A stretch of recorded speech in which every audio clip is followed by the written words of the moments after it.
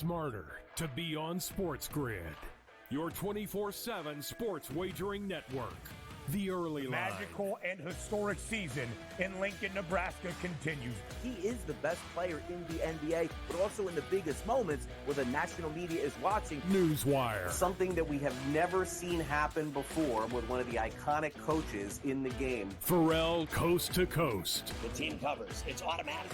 It's every time. Not sometimes. It's every time. Game time decisions. Luka is actually far more dangerous from three on the road this year than at home. This game here tonight, you may want to consider taking as many points as humanly possible. In-game live. Prime time. We got not one, but two coaches fired systems in place. Sports Rage This late sort of night. has letdown written all over it. It's going to be hard to match the emotion that they played with the other night. It's smarter to be on SportsGrid.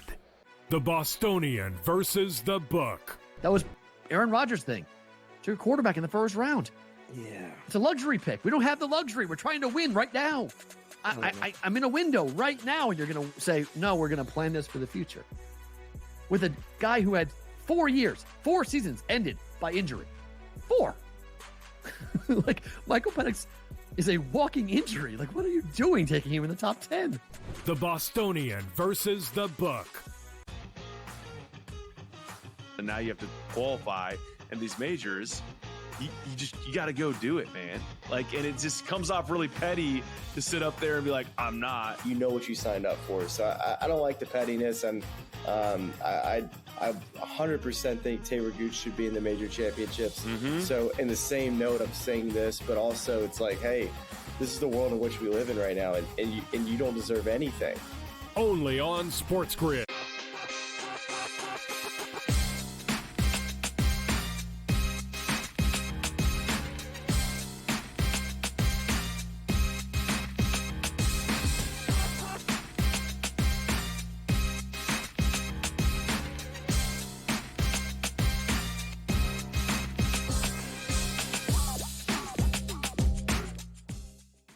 Live on SportsGrid, game time decisions here on this Tuesday night. I'm Kevin Walsh with you for the next 2 hours. Plenty to get to on not just a Tuesday, but a Dinger Tuesday. We'll get into that in a little bit. We've got a full Major League Baseball board, some WNBA action. I'm going to preview any NBA Finals futures that I'm going to place coming up here in just a moment. There is some breaking NBA news to get to as well. But since it is Dinger Tuesday, I thought, let's go quick pick. Let's go home run. Let's go Aaron Judge at plus 455. Now, you have to see this number. And if you don't know, you think he's cheating. That's not the number. You're right and you're wrong. You're right. Aaron Judge is under 2-1 at pretty much any book you will look at for his home run prop. But Dinger Tuesday, which is a FanDuel promotion, which we'll be in the mix with, there is a DK promotion for a plus 300 odds surge. Plus 300 on any home run tonight. Now, all of a sudden, Aaron Judge, who's the hottest hitter alive, against Bailey Ober, who struggles against right-handed batters, we get plus 155, which is, by the way, is about as short of a home run number you'll see, all the way up to plus 455. I thought that was a great way to use that boost, and it's exactly what I'm doing here tonight. Aaron Judge for a home run at plus 455, thanks to a nice little odds surge. Now, let's talk basketball. Before we get to the NBA Finals, let's talk about who's calling the NBA Finals. That's J.J. Redick, and that is potentially Lakers' future head coach J.J. Redick. Shams Charania of The Athletic reports within the last hour that the Lakers are, quote, zeroing in on J.J. Redick as the front runner for the franchise's next head coach, league and industry sources say. It is, I don't want to say a hidden secret, but I think everybody feels that J.J. Redick is the front runner before this tip here from Shams Charania. If there were live odds for J.J. Redick, he'd be over minus 1,000 to be the Lakers' next head coach, perhaps even stronger than that. The delay, for some, feels a bit puzzling. My best guess is this allows J.J. Redick to call the finals. Probably something he wants to do. I am sure ESPN wants him to do. And I think that theory also probably is why Shams is able to report this, and maybe why Woj of ESPN is not. Because let's not pretend that Woj isn't clued in on this situation either. Again, if there's like a conflict of interest that doesn't allow J.J. Redick to be the Lakers head coach, as well as call the finals, then they're going to let this run out. Lakers are probably fine with it. ESPN, super happy about it. And J.J. Redick gets the call. Now, as far as this decision, and we'll cover this more when it becomes finalized, but on the surface, I think this is a very exciting hire for the Los Angeles Lakers. So often, the coaching cycle can just be kind of running through the same names. Everybody kind of shifting around coaches. It's how the Milwaukee Bucks ended up with Doc Rivers as their head coach when they moved off of Adrian Griffin 40, 50 games into this past season. You know, if they wanted to move off Griffin, there were some who supported the idea. But when they brought in Doc Rivers, many went, whoa. So for the Lakers, avoiding past guys that have had misses, I think is firstly a step in the right direction. Now, there are some assistant head coaches I'm sure people could toss out as potential names, but James Borrego, the name that's most often been discussed alongside J.J. Redick here, didn't have a great tenure in Charlotte, maybe second time's a charm, but why that would be any more confident than J.J. Redick is a little bit beyond me. We know he knows the game very well. Obviously played it at a high level for a long time, and has stayed around the game. I mean, he's playing it in the NBA within the last 3 years, understands the evolution of the game very well, understands the importance of the three-point shot very well. And for the Lakers, I think this is an exciting hire. The LeBron part of this, which you can't ignore, I think is probably going to lend itself to some criticism. Two things on that. Firstly, J.J. Redick's name in coaching circles first started when the Charlotte Hornets job came available. And that's because the Hornets thought that J.J. Redick would make a potentially good head coach, and J.J. Redick is interesting in coaching in the NBA. This is not a scenario where LeBron slipped that name to this front office and they said, okay, we'll hire him. That's just not what happened here. People who say that are kidding themselves. But I'm also not kidding myself. I think hiring J.J. Redick is very likely going to help the Lakers retain LeBron James, which is very clearly priority number one for this basketball team. So you get an exciting hire that helps you keep your biggest star, your best player. It's a good move. It just is. And that's what I expect to happen here. Again, I think this will get announced whenever the NBA Finals are done. So when will the NBA Finals be done? Let's put some picks on the board here. If you want a series prediction from me, I've held off. I've maybe been showing the cards a little bit where I've been leaning. But I do expect the Boston Celtics to win the NBA championship. Now, you all know, you have to, that I'm in on this Dallas Mavericks team. I mean, shout out to this group. Got us home on a Western Conference preseason future. What a run it was in the West. The Boston Celtics are the best team in the league, and I think the Boston Celtics match up nicely here. Boston, excellent, both sides of the basketball. And I think what Boston brings offensively is the bigger challenge for Dallas more than defensively. Dallas has seen great defenses in their run to the NBA Finals. I don't know if they've seen an offense this good. This, especially with Kristaps Porzingis back, now providing this team not just their five-out offensive balance, but adding a little bit more defensively than what Al Horford is at this point in his career. Despite the fact that I think that it's a Celtics victory, I'm not coming in here and slamming Celtics minus a game and a half, Celtics in 5, nor Celtics in 6. If you pinned me down to a game prediction, it feels like it goes 7. If it does go 7, I actually expect Boston to dominate that game 7. We've seen it from this group before. I think it's what we could see if we get to that 7th game. I think Boston in 7 or 6 are the likeliest outcomes here. There's more value on Boston in 6 than Boston in 7 in the market. I'm not rushing to bet either. I think those numbers, how they develop throughout this series, could become more intriguing. I think we have a back-and-forth series here. Neither one of these basketball teams have lost consecutive games so far in these playoffs. Neither one. So very simply, winning game 1 could be all you need in order to win this series. And I think that could very well be true. I expect Boston to win game one. Celtics to win game one. Celtics to win this series is minus 130. It was a tempting number, but it wasn't the number I needed. You all know the number I needed. As soon as Jaylen Brown won Eastern Conference Finals MVP, as long as I ended up on the Celtics to win this series, which I have, the bet was Jason Tatum, Finals MVP. One of my favorite bets that I will make all NBA postseason. Tatum is in a spot to have an excellent series. He doesn't need to outplay Luka. He's not better than Luka. It's not the point. It's that Jason Tatum is in a spot to have an incredible series. The best price you can find on this is at minus 115. Some odds boost maybe in the market. If you could bring it down to plus, you love to see it. You look at his regular season against Dallas, 35.5, 9.5, and 4. He was brilliant. If you look at this postseason, there is 3-point shooting regression coming for Jason Tatum back to the mean, positive fashion. There's a plus 200 number out there for Tatum to average 3+ made threes in this series. I'm on it. Jason Tatum has to be great in order for Boston to win this series, and nobody is going to get more credit for Boston if they win this series than Jason Tatum. At minus 115, that's the play to make. A few other NBA Finals futures next right here. It's Game Time Decisions on a Tuesday night.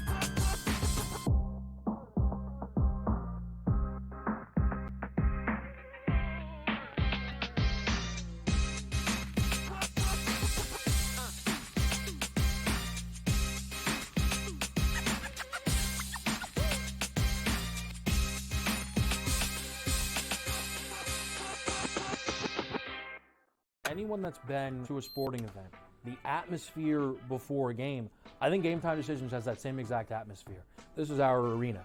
This is what we do. There is going to be an energy to Game Time Decisions that you will feel night in and night out. The excitement you get when you lock your bets in, when you're figuring out what you want to do, we can zone in on the biggest games each night. I want this to be the place that people come to before the games start so they feel as ready as possible to lock in their cards. We are going to hit every single one of those markets that you need to know about. We're going to go through every single thing, and I've got a great team behind me that's going to help me get the job done. There is not going to be a better place, I promise you, than Game Time Decisions to get that new information, react to it, and be able to then bet accordingly. We will have everything at our disposal, and we will use that to our advantage. I'm Kevin Walsh. Tune into Game Time Decisions from 6 to 8 p.m. Eastern on SportsGrid. It's smarter to be on SportsGrid, your 24/7 sports wagering network. The early line. Magical and historic season in Lincoln, Nebraska continues. He is the best player in the NBA, but also in the biggest moments where the national media is watching. Newswire. Something that we have never seen happen before with one of the iconic coaches in the game. Pharrell coast to coast. The team covers. It's automatic. It's every time. Not sometimes. It's every time. Game Time Decisions. Luka is actually far more dangerous from 3 on the road this year than at home. This game here tonight, you may want to consider taking as many points as humanly possible. In-game live. Prime time. We got not one, but 2 coaches fired systems in place. Sports Rage This Late sort of Night. has letdown written all over it. It's going to be hard to match the emotion that they played with the other night. It's smarter to be on SportsGrid.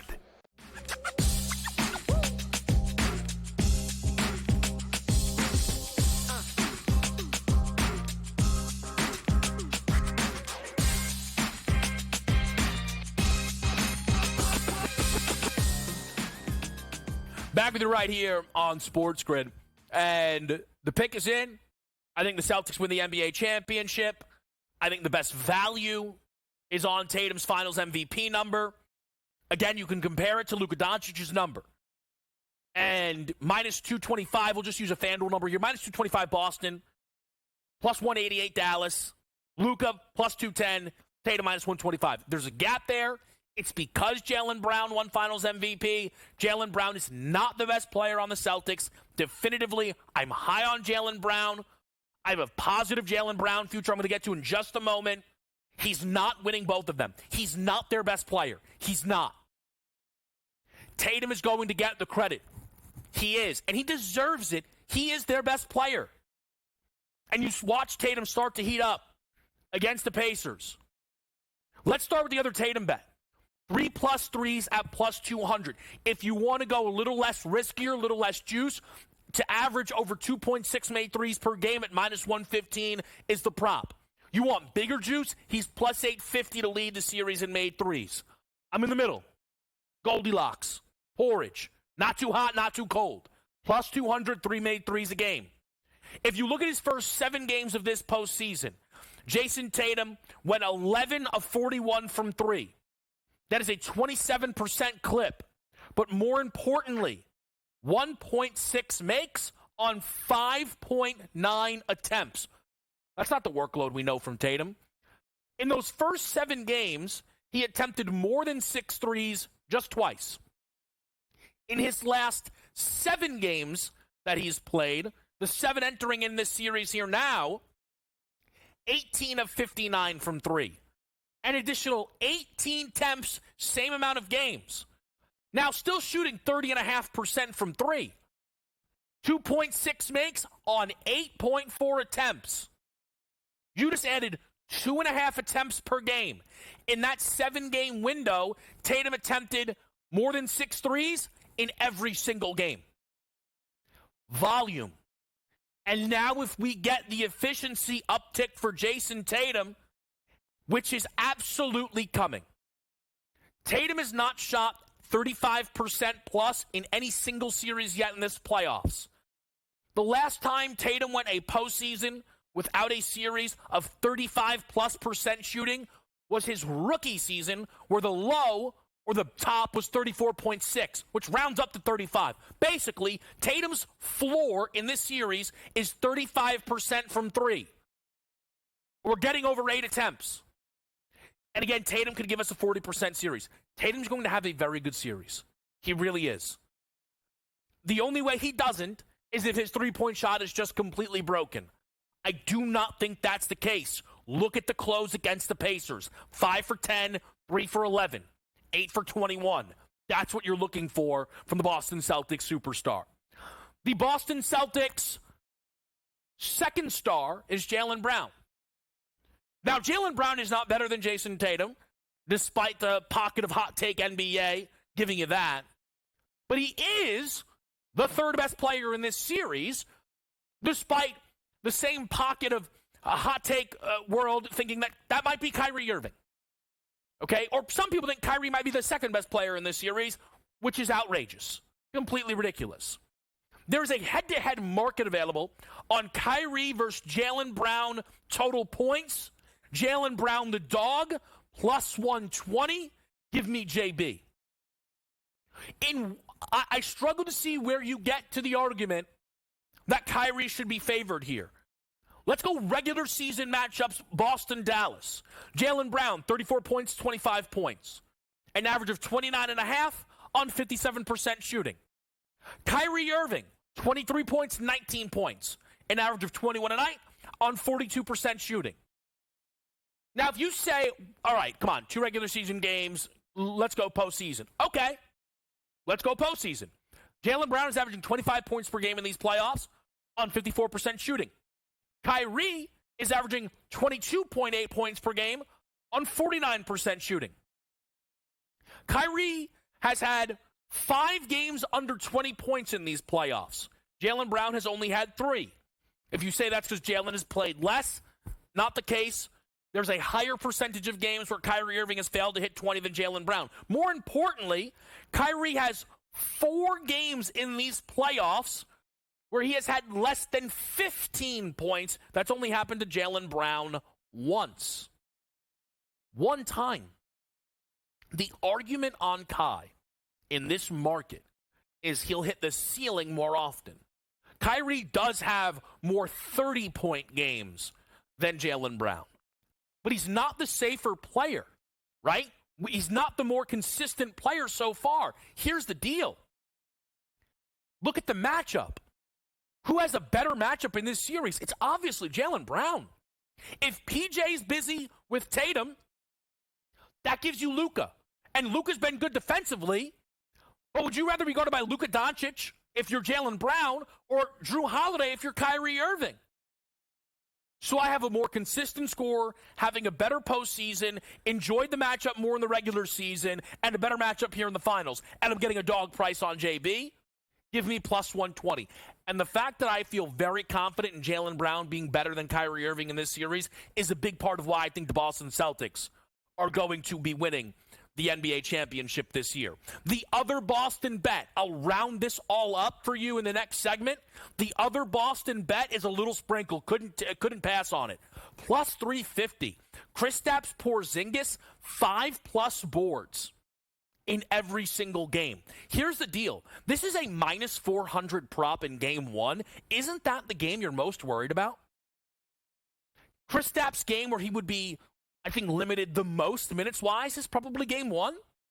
Where he's the rustiest would likely be game one. And that's minus 400. By the way, if he misses a game, the bet's void. The bet is completely void if he misses a game. So you don't have to. So it's not one of those situations, oh, we didn't have it in each game. No. We're fine there. 46 of 57 games in the regular season, we saw Kristaps have 5+ boards.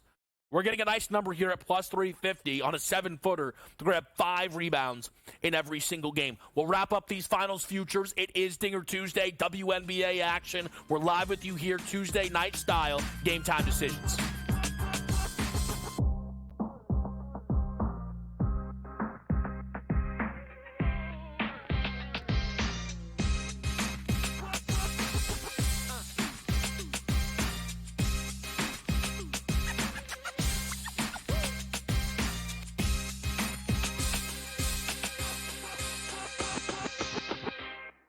Anyone that's been to a sporting event, the atmosphere before a game, I think Game Time Decisions has that same exact atmosphere. This is our arena. This is what we do. There is going to be an energy to Game Time Decisions that you will feel night in and night out. The excitement you get when you lock your bets in, when you're figuring out what you want to do, we can zone in on the biggest games each night. I want this to be the place that people come to before the games start so they feel as ready as possible to lock in their cards. We are going to hit every single one of those markets that you need to know about. We're going to go through every single thing, and I've got a great team behind me that's going to help me get the job done. There is not going to be a better place, I promise you, than Game Time Decisions to get that new information, react to it, and be able to then bet accordingly. We will have everything at our disposal, and we will use that to our advantage. I'm Kevin Walsh. Tune into Game Time Decisions from 6 to 8 p.m. Eastern on SportsGrid. It's smarter to be on SportsGrid, your 24/7 sports wagering network. The early line. Magical and historic season in Lincoln, Nebraska continues. He is the best player in the NBA, but also in the biggest moments where the national media is watching. Newswire. Something that we have never seen happen before with one of the iconic coaches in the game. Pharrell coast to coast. The team covers. It's automatic.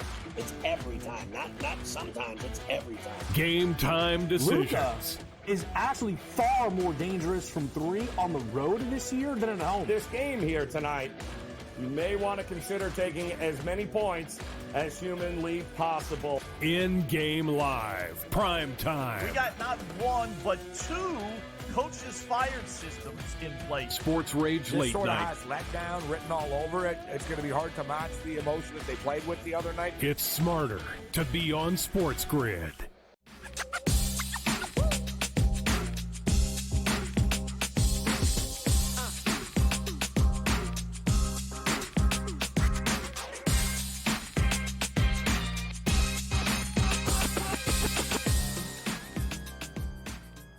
All right, we're rounding it up here. Dinger Tuesday's right on deck. Don't you worry about it. NBA Finals futures. Celtics, I believe, win the championship. Best way to bet that, Tatum Finals MVP. If you want me to give you the games, I think it's 7. There's more value in 6. But ultimately, I don't think there's enough value either direction to bet any of them. Because it could be done in 5. The most important game in the series is Game 2 for Dallas. I'll be stunned if this isn't a 1-0 Boston lead heading into Game 2. Absolutely stunned. So let's, again, put that Finals MVP on the board. Tatum to average 3+ made threes in the Finals, plus 200. Jaylen Brown to outscore Kyrie Irving at plus 120. Kristaps 5+ rebounds in each game, plus 350. There was one other bet I was going to look to get involved with, which was Gafford head-to-head rebounds against Jaylen Brown. Gafford was a dog. Actually flipped now to minus 110 either direction. It's funny, but I'm not following the juice. I'm not betting the market. And all this did was reinforce a Derek Lively pick that I made earlier this week, which is still available at plus 1, at 14-1, series rebound leader. Using the Gafford situation to explain the Lively situation even more, Daniel Gafford in the postseason is averaging 5.9 rebounds per game, compared to 7.5, which is what he was averaging in the regular season. The drop is largely from a Clippers series where he was phased out of that lineup. And that is a big red alarm. Lively's been better, and it's the finals.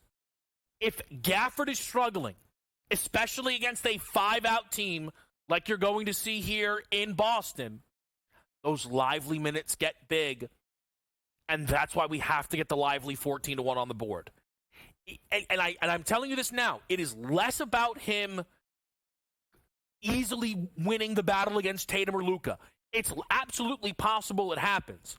I would still place this bet if you told me, hey, you can't hedge out of it. But we can. 14-1 Lively. If I had to make one bet, though, in this finals, it's still likely that Luka to record 6+ assists in every game. It was plus 190. It has dropped. I believe it's down to even money. We've talked about that Luka number, though. 6 or more assists is something he did in 14 games to start this postseason. We were given this number because he didn't do it against Minnesota in 2 of the last 3 games. That's fine. He's done it in 80 of 87 overall games, regular and postseason this year. You're getting an incredible number. An incredible number on Luka Doncic. At still even money, but at the plus 190, hopefully you're in the mix. So that's where I'm at finals futures-wise. I think there's going to be spots to pick off in series, no doubt, and we'll be ready to go. But that's where I'm at. We'll do WNBA just to button this up, basketball, and then we're going to get to that Major League Baseball card because there's a few really good spots and some of my juicier Dinger Tuesday picks that we've had all season long. Little 2-0 situation last week. Soto Seager, not as much juice, but winners. I'm not bucking this.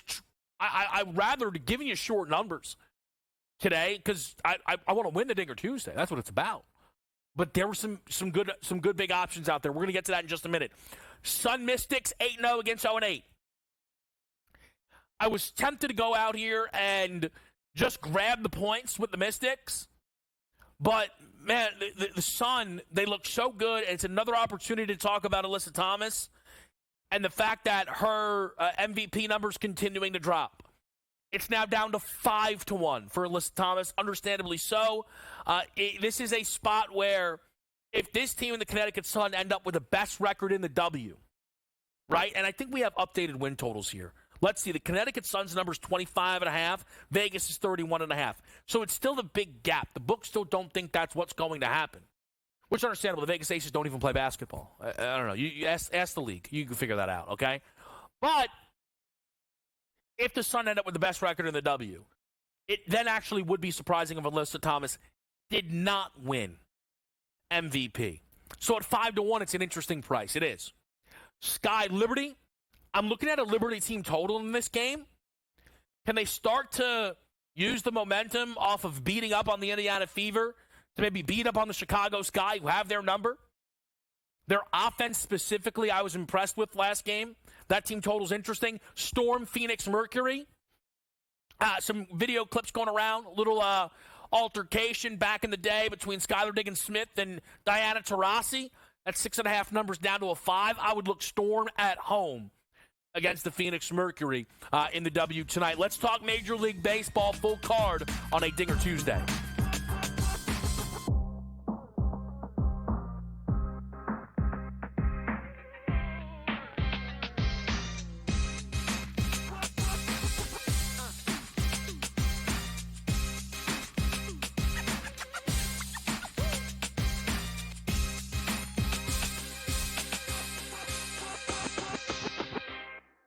anyone that's been to a sporting event, the atmosphere before a game, I think GameTime Decisions has that same exact atmosphere.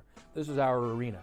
This is what we do. There is going to be an energy to GameTime Decisions that you will feel night in and night out. The excitement you get when you lock your bets in, when you're figuring out what you want to do, we can zone in on the biggest games each night. I want this to be the place that people come to before the games start so they feel as ready as possible to lock in their cards. We are going to hit every single one of those markets that you need to know about. We're going to go through every single thing, and I've got a great team behind me that's going to help me get the job done. There is not going to be a better place, I promise you, than GameTime Decisions to get that new information, react to it, and be able to then bet accordingly. We will have everything at our disposal, and we will use that to our advantage.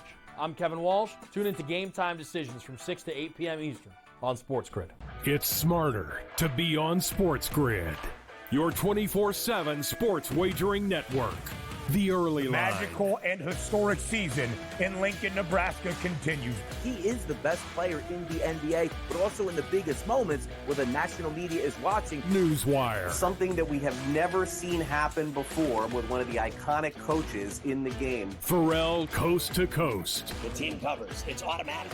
It's every time. Not sometimes. It's every time. Game time decisions. Luka is actually far more dangerous from three on the road this year than at home. This game here tonight, you may want to consider taking as many points as humanly possible. In-game live. Prime time. We got not one, but two coaches fired systems in place. Sports Rage This late sort of night. has letdown written all over it. It's going to be hard to match the emotion that they played with the other night. It's smarter to be on SportsGrid.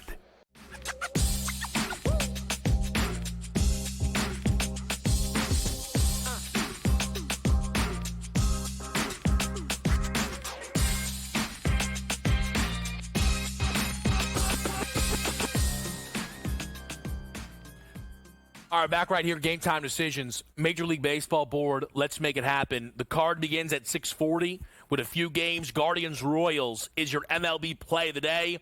Under 8.5. Minus 122 juice. What an opportunity here. Here's the story. I initially like this because I think Tristan McKenzie is in a good spot to have a great game. Tristan McKenzie here, little bounce back style, 4 earned last game. If you take a look at when he's given up 4+, it's happened 2 other times. Shutout baseball, the follow-up, 1 earned the other time. I think you're looking at max 2 earned here from Tristan McKenzie. And if I like McKenzie to have a great game, why would I not look for a great game out of the best pitcher in American League Baseball this season, Seth Lugo?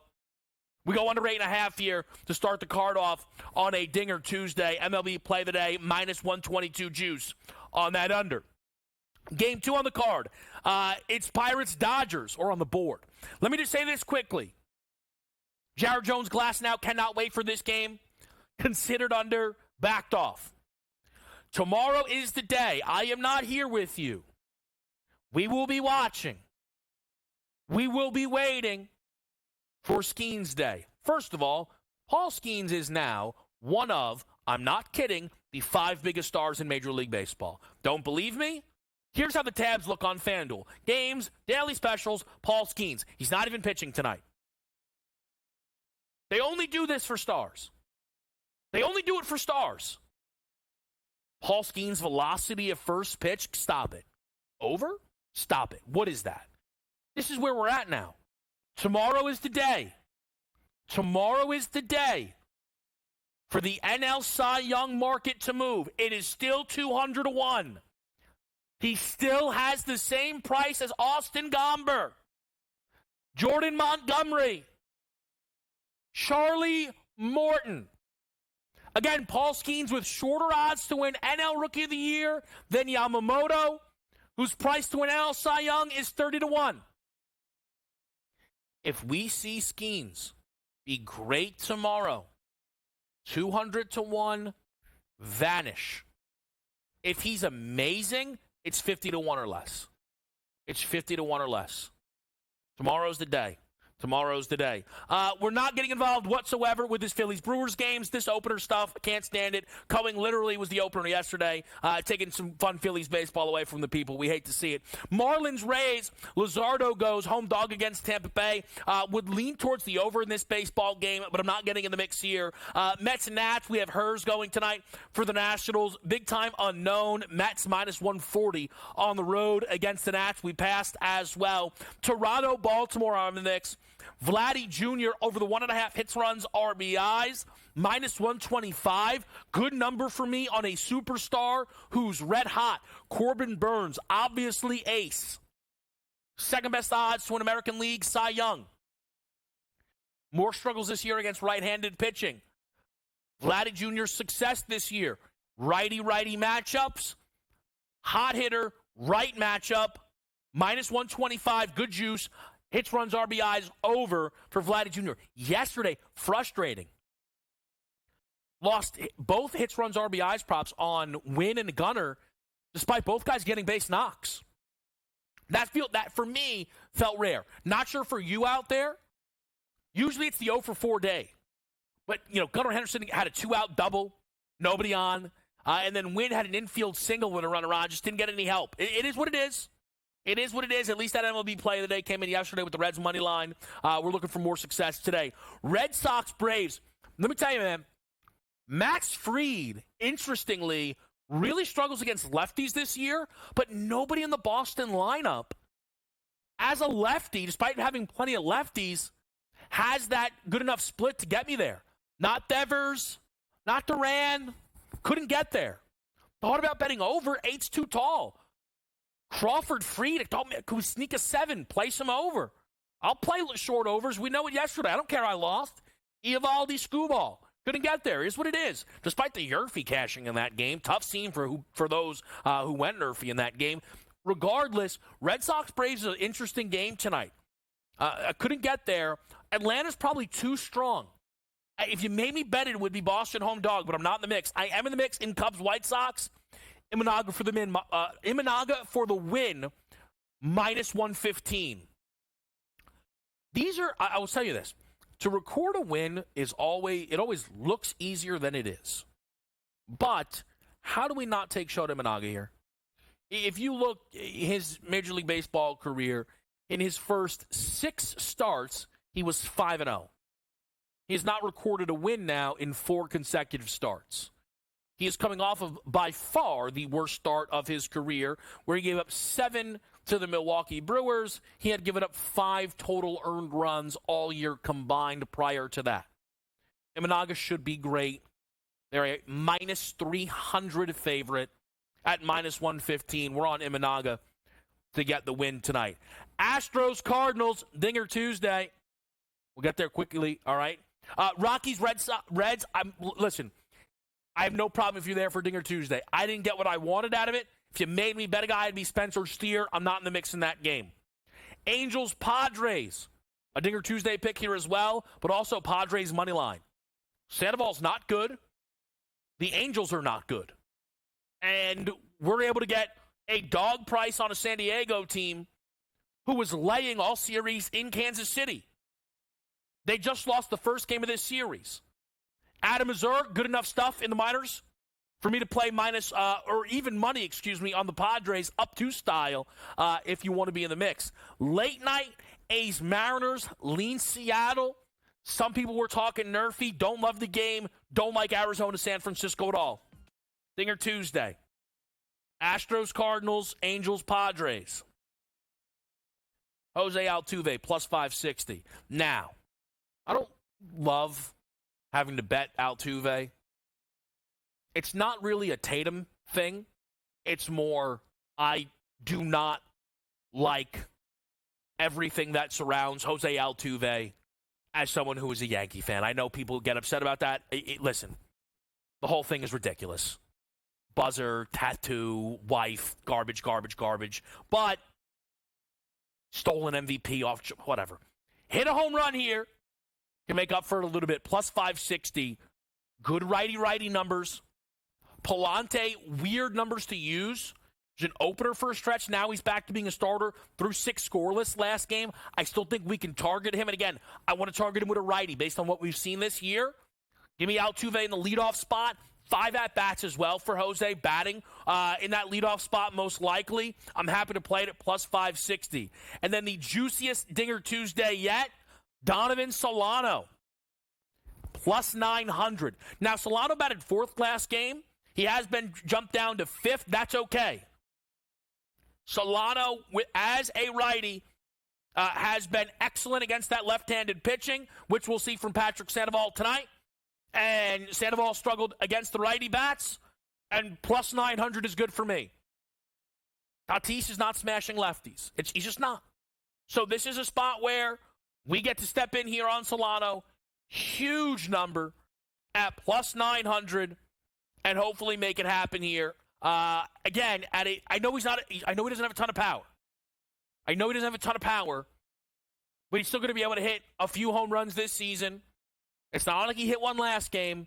We're getting plus 900. On a Dinger Tuesday, I'll take that. It also helps as well if I'm off on Missouri and he struggles, then the Angels could put a couple in the seats. And that's always the thing. You want counterparts if you can with Dinger Tuesday. Astros, Cardinals, right? Aaron Getty going for Houston. I know he was great last outing through shutout ball against Oakland, I believe it was. But still, he's had a rough year, so if we could see him potentially even get blown up. So those are your Dinger Tuesday picks. Jose Altuve, as well as Donovan Solano. Tom Vecchio's up next.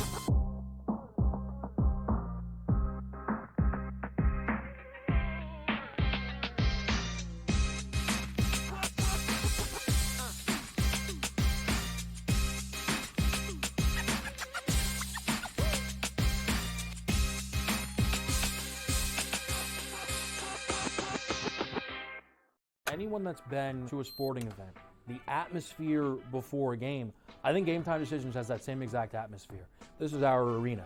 This is what we do. There is going to be an energy to Game Time Decisions that you will feel night in and night out. The excitement you get when you lock your bets in, when you're figuring out what you want to do, we can zone in on the biggest games each night. I want this to be the place that people come to before the games start so they feel as ready as possible to lock in their cards. We are going to hit every single one of those markets that you need to know about. We're going to go through every single thing, and I've got a great team behind me that's going to help me get the job done. There is not going to be a better place, I promise you, than Game Time Decisions to get that new information, react to it, and be able to then bet accordingly. We will have everything at our disposal, and we will use that to our advantage.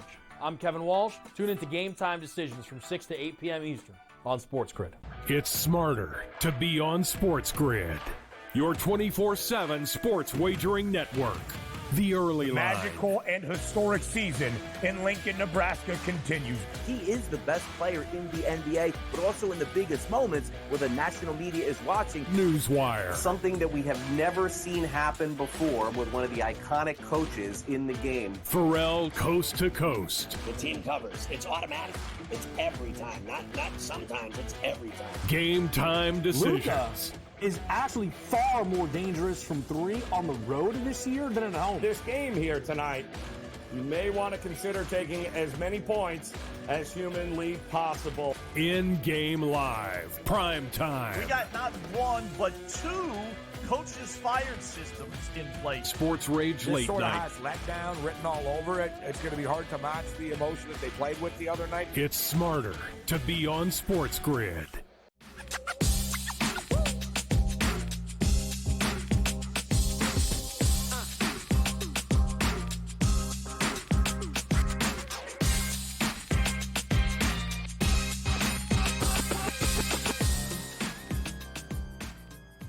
In the mix, Game Time Decisions, joined by Tom Vecchio. Tom, great to have you here on a Tuesday night. NBA Finals, Thursday, Stanley Cup Finals, Saturday. Major League Baseball board, as always, interesting. How are you feeling? Thanks for having me. I am doing great. We, like you said, loaded baseball slate tonight. We waited all year for the finals. We sat through games. I don't want to call any teams out, but we sat through Wizards, Hornets games throughout the regular season. to get to this point. Like the playoffs have been great. We're here for the finals. I'm ready to roll. I know you didn't want to call any teams out, but I mean you're not wrong. You're not wrong. Let's start with the finals because you have a Kristaps angle. I think he's a very important piece of the series. Yes. I'll let you start. Talk to me a little bit about your thoughts heading into the series with Kristaps. So initially for game one, I like Porzingis under 6.5 rebounds. And, for some of the comments he made today that he's not 100%, he's not going to say he's 100%. If he's not 100% and he's still out there, what role does he play? Because if they force him the ball and they're not operating at 100% efficiency, that leaves the door open for the Mavs to cover a lot of games. That leaves the door open for the Mavs to win a lot of games in crunch time because that just creates variance if they're continuously trying to feed him the ball, which would be a mistake, assuming that he's not 100%. That could also lead to a lot of hard unders on some of his point props, specifically, and rebounding props. I like the rebounding because I don't think he's going to be crashing the boards in his first game back after multiple weeks out. So if he's not 100%, they can't feed him the ball, which means he's not going to be scoring, which means someone else has to score, which would be Derek White, and someone else has to rebound, which would be Al Horford. So if he's not operating, they can't feed him the ball, which means everyone else has to pick up the slack. Not that they haven't been doing it already, but he's basically could be a non-factor, again, under the assumption that he's not healthy. So until we see it, it's like wait and see. He's either going to score 20 points or he's going to score like 6 or 8 points a night. That's essentially the take I have. So there is a bet out there on KP to have at least 5 rebounds in every game in the series. It's saw that plus 350. Yeah. I'm taking that because it's a shot, right? I'm getting plus 350 on a guy to grab 5 rebounds minus 400. But I think what you just said is really interesting because I think perfect world, Boston can play him 32 minutes a night because Al was picked on against the Pacers. I know people love Al Horford. I think the fact that he went to the Sixers was horrendous. It went back to Boston and was right back to being great is one of the most bizarre and funny things in league history. But they do not want to evenly play Kristaps and Al, and I don't think they're going to want to play much double big. So when we talk big picture series, I think it's super interesting because if Kristaps can't handle the workload, Tom, it could bring out a lot more Al, but I know you'll be into this. I might want to look at some Luke Cornett stuff, which will be really low, and that won't even be posted until probably like 2 hours before game time because, and I'm not saying they won't pick on Luke Cornett, it's just a different matchup because Dallas is playing a true big basically all 48 minutes. Right. And what we saw in the last series, they did a good job at shutting down Karl-Anthony Towns. It wasn't for every game. He's going to have his moments, but they know how to handle that. And they could throw some bodies out there with Lively and Gafford and Derek Jones and Maxi Kleber's come back recently. Like they can throw some bodies out there. And again, if it's a tough defense, which we know, again, handled Cat and Porzingis isn't at full health, that's not a matchup they should be going to. And that, again, just leads to a lot of unders for KP. Yeah, and also, I think what's really interesting with Kristaps is I was under the impression that he would have played in Game 4 if the series was 2-1 Pacers, say, right? Okay. And then they were kind of like stringing it along of like, yeah, only today they confirmed he'd play in Game 1. If that was actually a question in that room, that's concerning because that means, again, he's 22 minutes a night, Tom, and he's too important to only be 22 minutes a night. And if he's 22 minutes a night, essentially they're going to be reverting back to the rotation that they had for the last few series, right? Like that's how we have to approach it. Like not like what if he's ready to go? What if he's not? Like you said, what if it is 22 minutes? That's like they're wasting those 22 minutes. They just roll with a lineup that's fully ready to go so they keep everyone in rhythm, and the Porzingis minutes are kind of a waste at that point. Yeah, and I think the reason under 6.5 boards, every rebound, by the way, matters, right? Because it's a much smaller window. But if they can only get 25 minutes out of Kristaps, they can force offensive touches. They don't force him rebounds. We'll talk baseball in a moment. The Stanley Cup final set, you kind of telling me before we got going, nothing about this final worked your way. No Rangers as a fan, no Stars as a future holder. Do you have any early thoughts on Edmonton, Florida? Yeah, I want the Panthers to win. I want to see Carter Verhaeghe come away with the Conn Smythe. Carter Verhaeghe goal in the first game at plus 180 or so. That's really all I got. Go Panthers. Don't want to see Canadian team win. Wait, I'm so happy because I actually saw this. I know you went on the early line with the fellas and said Verhaeghe, Conn Smythe. I put on Saturday a Conn Smythe ticket on the final four, right? None of the team's favorite option. It looked to me wide open. And I took Verhaeghe, right, at the time, and still the case, lead goal scorer. Yes. I don't understand at all the Barkov number. I don't He's get unbelievable. It. Why is he so short? He's unbelievable on defense. He's up there with Patrice Bergeron as the best defensive center. He won the Selke for the best defensive center. He is unbelievable at limiting opposing teams' top players scoring. He takes faceoffs, he plays on the penalty kill, the power play. He does everything. He's so good. But is it one of those? So, and this is where, and you know, like, I don't know as much, but Tkachuk's the leading points, right? Verhaeghe's the leading goal scorer, and Bobrovsky plays in net. So Barkov is going to win this award based on stuff that, I mean, he has 17 points, but doesn't he have to also contribute in the box score in order to win this? He's such a short number compared to Verhaeghe.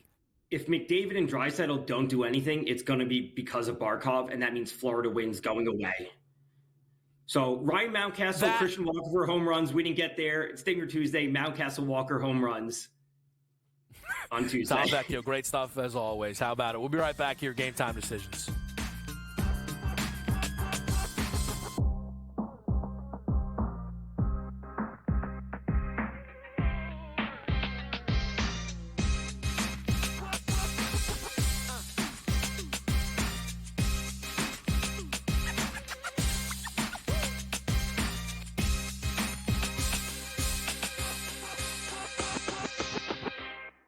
Anyone that's been to a sporting event, the atmosphere before a game, I think Game Time Decisions has that same exact atmosphere. This is our arena. This is what we do. There is going to be an energy to Game Time Decisions that you will feel night in and night out. The excitement you get when you lock your bets in, when you're figuring out what you want to do, we can zone in on the biggest games each night. I want this to be the place that people come to before the games start so they feel as ready as possible to lock in their cards. We are going to hit every single one of those markets that you need to know about. We're going to go through every single thing, and I've got a great team behind me that's going to help me get the job done. There is not going to be a better place, I promise you, than Game Time Decisions to get that new information, react to it, and be able to then bet accordingly. We will have everything at our disposal, and we will use that to our advantage. I'm Kevin Walsh. Tune into Game Time Decisions from 6 to 8 p.m. Eastern on SportsGrid. It's smarter to be on SportsGrid, your 24/7 sports wagering network. The early line. Magical and historic season in Lincoln, Nebraska continues. He is the best player in the NBA, but also in the biggest moments where the national media is watching. Newswire. Something that we have never seen happen before with one of the iconic coaches in the game. Pharrell, coast to coast. The team covers. It's automatic. It's every time. Not sometimes. It's every time. Game Time Decisions. Luka is actually far more dangerous from three on the road this year than at home. This game here tonight, you may want to consider taking as many points as humanly possible. In-game live, prime time. We got not one, but two coaches fired systems in place. Sports Rage This Late sort of Night. has letdown written all over it. It's going to be hard to match the emotion that they played with the other night. It's smarter to be on SportsGrid.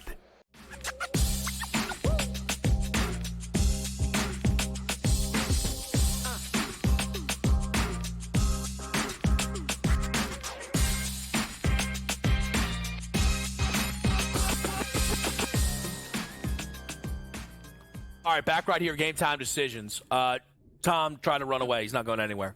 Tom, give people the Dinger Tuesday action. I know you got some good tickets out there. Yeah, so the last segment, didn't realize we were hopping over to both segments, but tonight, Ryan Mountcastle from the Orioles For Homer, up at plus 520. Going up against the Blue Jays, they're likely going to be having Trevor Richards open, but then Bowden Francis is going to be expected to be the long reliever behind him. Smaller sample size for Francis this year. If you look back over last year and this year combined, 56.2 innings pitched. He's allowing a 433 slugging, 1.73 home runs per nine, a 43.5% fly ball rate, and 39.7% hard contact rate versus righties. That's basically on par with exactly what I want to see for pitchers. Mountcastle, 117 WRC plus, 188 ISO, 43.5% fly ball rate, and 37% hard contact rate versus righties in the split. 5 of his 8 home runs have come via righties. This is the perfect overlap of player who generates power and a pitcher who's susceptible to fly balls and power hitters. All right, excellent. Now, here's my question for you. I don't think we've talked about this yet. What are your thoughts on Paul Skeens? I think he's great. I mean, people saying that's, the top 10 pitcher in the league. We can't go that far yet. I think his strikeout props are going to be very inflated. I think at times there can be chances to take unders on them simply because they're going to be bet up so heavily. And then it's just baseball. Things happen regardless of how good he is on the mound. There's times he's going to get hit. He's going to give up walks. He's going to get hit, home runs. So just in terms of fading the public and going against, the overs, which everyone wants to see, there will be chances to take a lot of unders. All right, so I'm going to – these are the kind of things that make Tom laugh at me, like when I told him I had futures on Buxton and Trout. I played Skeens under season-long strikeouts when they posted it because I was like, what if he doesn't pitch enough, right? And then they updated all those numbers to significantly higher numbers, and he'll end up landing in the middle. I'll lose my initial bets. They probably overinflated it. However, last week – I played him on FanDuel at 200-1 to win Cy Young. Now, he's not going to win Cy Young, Tom, okay? I do not think he's going to win it. But that number is way off, in my opinion. It's the same as Austin Gomber. If you look other places, it's much, much shorter. So, and we know FanDuel does cash outs. Yes. I am under the impression if tomorrow he can avoid that bad day, you're right, it will happen. It's the Dodgers. If he tomorrow, 6 innings, 1 run, 8 Ks, that 200-1 goes down to like 75-1, maybe shorter than that. Am I crazy? No, I'm totally on board with that, where you're taking it for the skill set and position that he might be at the end of the year in terms of the odds, not where he is right now. I would also say the same argument with for him to lead the league in strikeouts. I know that bet probably isn't still on the board. They maybe open them later or whatever it might be. But he's probably more live for that rather than the Cy Young. But I do love the understanding and the thought process behind the Cy Young vote. Okay, see, this is what's so interesting to me. Do you remember, I hadn't seen the market, admittedly, what his price was to lead baseball in strikeouts? Well, I don't think it was posted at the beginning of the year because he was still in Double-A at the time, if I remember correctly. Okay. Went to Double-A, got called up to Triple-A or something along those lines, where Strider was the favorite at like plus 250 to lead the league in home runs. And then it was a drop off to Burns, I think at 10-1 because we already knew that Cole was out. So it was a market that was totally wide open outside of Strider. But I guess, and you're not. Again, I have to be very careful that I don't convince myself he can win Cy Young, because then I'm going to do a dumb thing. But if you Tom see a world he could lead baseball in strikeouts this season. Yeah. I mean, he's putting up unbelievable numbers, but it's about the volume of innings he pitches at a certain point, because he's already like a few steps behind some players. 100%. His Cy Young number, though, can't be the same as Kyle Harrison. It just can't. It can't. I mean, 100-1 is Luis Severino. I mean, I know he's having a nice year. Mitch Keller's 60, Mackenzie Gore's 60. You want a Mackenzie Gore ticket at 60-1? No. Or do you want Skeens? It's Paul Skeens. So I'm trying to. All right, there we go. Tom Vecchio's in. He's in. He endorsed it. We're in the mix. That's what it's all about. Great stuff as always. Again, Mountcastle, Walker, Dinger Tuesday style. Make sure you're involved there for the people. Those games, or at least that Baltimore game's coming up quite shortly. Great stuff, Tom. Appreciate it as always. We'll be right back. It's Game Time Decisions.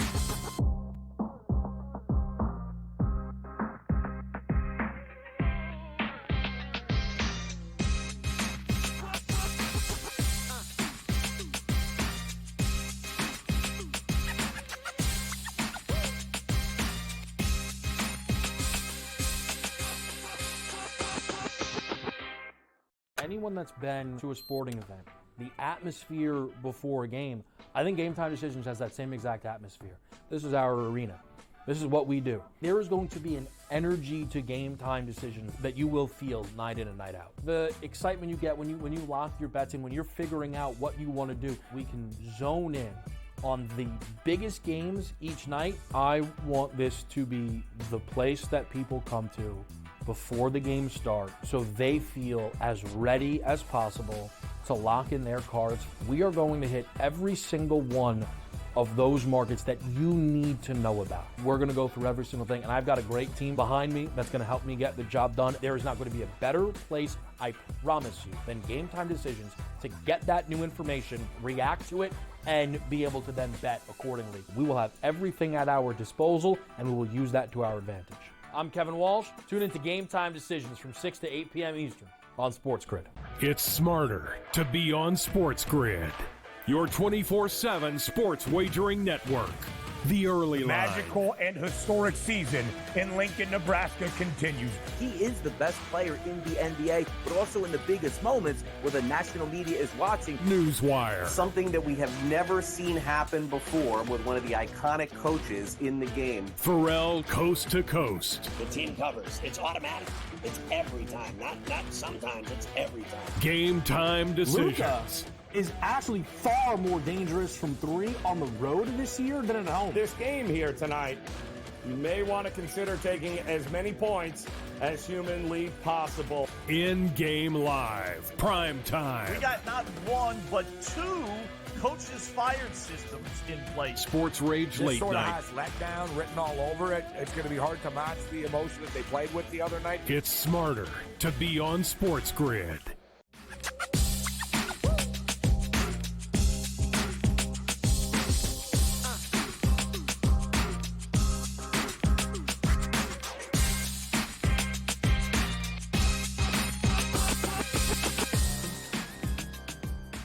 All right, we're back. It's Game Time Decisions. Tuesday night, Kevin Walsh here on SportsGrid. Excited to talk to Brian Fonseca. It's very funny. Brian and I, usually when we talk, it's usually there's always a Heat thing, but it also always ties back to the Celtics. And if you know the Heat stuff of it well, you're then very familiar with the Boston stuff of it all. I'm on Boston. I said that off the top. Brian, there are all of the reasons that the Heat were given praise are all the reasons that I took as long as I did to officially be on Boston. I'm curious what you're seeing heading into the NBA Finals. I feel like I'm on an island because I see a lot of people taking Dallas, but I don't love my allies. But I am somebody who is taking Dallas in this series. That's a good way to put it. Yeah, because the public is on Dallas, which I don't love. However, there are basketball reasons for that. It's not even just like, I don't know if Boston is that team. Although there may be some of that baked in as well, is what I would say. Yeah, I think so. I said Celtics in 7. I think if you say in 7, that then shows you're absolutely open to the other team winning the series. Sure. Which I'm of course open to the world that Dallas wins the series. Tatum, who I'm betting to win Finals MVP, I do not see any world that Boston wins this series and he does not hold that trophy. I do see a world he doesn't hold the trophy. It means they lost the series. And it's going to then fall on him. But I think he's in line for a great series. The thing with Tatum, and the reason he didn't win Eastern Conference Finals MVP, is to the standard he wants to be at, and Celtics fans want him at, he's not hit. It's a very high standard. It is an honor. I mean that. To be held to that standard. I think he can hit it. I think he will hit it in the series, Brian. But if on Friday I'm recapping Jason Tatum went 1 of 10 from 3, I can't sit here and be like, I never saw this coming. Of course it's on the board. Sure. You know what bet I really want in this series that I haven't been able to find it yet? I'm sure it'll be up by the time we get to game 1, before game 1. I really want series 2-2 after 4 games. Because if you're telling me that this becomes a best of 3 after 4 games, and this is why I don't like Celtics in 7. I think the Celtics have to win this in 6 or less. One, they're a great playoff road team, but also, do you really? How confident are you actually going to be in a Celtics home game 7 against Luka Doncic, who is a road he is a better road playoff performer statistically, empirically in the playoffs than at home. Here is the funny thing, right? You talk about Island. If we get that game, again, it's on the board. Luka goes 45, 12, and 8. That's who he is. I will probably, though, expect the Celtics to kill them, quite frankly. They've done that. Maybe I'm relying too much on past history, but Brian, they forced that game 7. Again, here's a crazy thing. If they're down 3-2 going to Dallas, I fully expect them to force the game 7. Down 3-2 going to Milwaukee, defending champs, Tatum completely outplays Giannis, forces a game 7, and that 7th game was an awful watch. They killed them. Last year, Tatum takes 3 quarters off against Philly, but because Boston's loaded, he plays an unreal 4th quarter. They go back home. He puts up a 50-piece in Game 7 against Philly. And I think those teams are comparable to what we're seeing here from Dallas, as much as Boston has home struggles, which is why I think they can lose one of the first 2 and a Game 5. I think that's all on the board. I don't see them losing a 7th game at home, despite the fact I think it's online that Luka has 70 PRA in the game. I feel better about Boston winning the series if they're up 3-2 than if they're tied 3-3, even with the home game 7. Just because you're leaving it up to Luka Doncic, Kyrie Irving. There's anybody from Boston could sort of go off in that series. What if Derek White has a 6-3 game? But also I could say the same for PJ Washington. And Dallas, Dallas is not a better team, but they are a deeper team. I do think that's going to come into play at some point in the series as well. I do think the depth thing with Boston is fascinating because they have this perfect 6-man rotation. But is Peyton Pritchard playable is a real question. Regular season answer was yes. But so far through the postseason, it's not been as good. He won me a fantasy championship, Peyton Pritchard. Okay. Also. I'm sure he did. He was regular season in March when they were clinching and they were just Peyton Pritchard go crazy.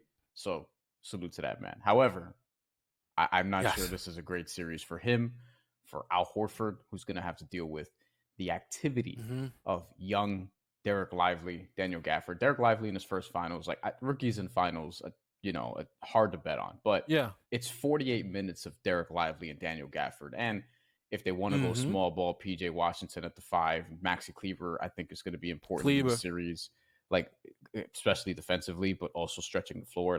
Dallas has a lot of interesting rotational pieces that they can play with. And I'm sure we're going to get to Kristaps Porzingis, but I have thoughts on that as well, because that is one of the big swing pieces for me in this series. He's their X factor, and we don't even know how healthy he's going to be. He's going to play in game 1, reportedly. But, So I think on Kristaps, I'll say this. I think they want – so if Gafford Lively's 48 minutes, right, and that split, 28-20 probably is what Lively getting the 28. Boston, I don't know how much double big they want to run. Probably not a lot with Al and Kristaps, because then Luka just gets to sit on Al Horford in the corner and do nothing defensively. And I think they want Kristaps out there for about 32 minutes because Al could be in some trouble. I don't know if that's on the board. So that's where Kristaps is so odd, Brian, because he can be super impactful. And if he's healthy enough, I think they're going to want him out there a ton. But if he's not healthy enough, that's like Luke Cornett might average 10 minutes a game in this series. I don't know if that's a good or bad thing. It just is on the board. He's had some shaky. Luke Cornett used to shoot threes, and now he doesn't anymore. He wasn't, awesome at it, which is probably why he stopped. But he used to be able to stretch the floor. Look, Boston wants to play the math, and when you play the math, you're leaving yourself open to variance. Dallas had, after Boston, the second best 3-point attempt rate in the regular season. Now, it slid a little bit after the trade deadline because they reimagined their team, got better two-way play, and was a little bit more multidimensional offensively. And in the playoffs, they're down from about 44% 3-point attempt rate to 41-ish. Boston is still first. Dallas is like third, fourth, or whatever the case may be. But still, like, the point of that is Boston is trying to win the math battle, and they're not going to attack the basket a lot. One, because Dallas won't let them, and two, they don't do that a lot anyway. Dallas, I think, could compete with them mathematically from three. Like, they have the horses to do it. They're just, PJ Washington's going to have to be a little bit above his head like he has been in the playoffs, but we have seen him do it. Yeah, I mean, look, he was unreal against OKC. The other thing is that was a saving grace. I still don't think people understand how good OKC is. That's like a whole different thing that I don't know if we have time for. Yeah, they're just young, but they're going to be really good. But it comes down to Kyrie. Because Kyrie getting outplayed by Drew Holiday, it's on the board. The people who think Kyrie's the second best player in this series are out of their mind, though, which is a whole different thing. I want to ask you a little bit about Kyrie. Also, I want to ask you about the total, because I think this is an offensive series, and that 214 is much lower than the regular season 240.5 when these teams played in March. So we'll talk about that on the other side. Maybe sneak in a little WNBA as well. It's Game Time Decisions on SportsGrid. We'll be right back.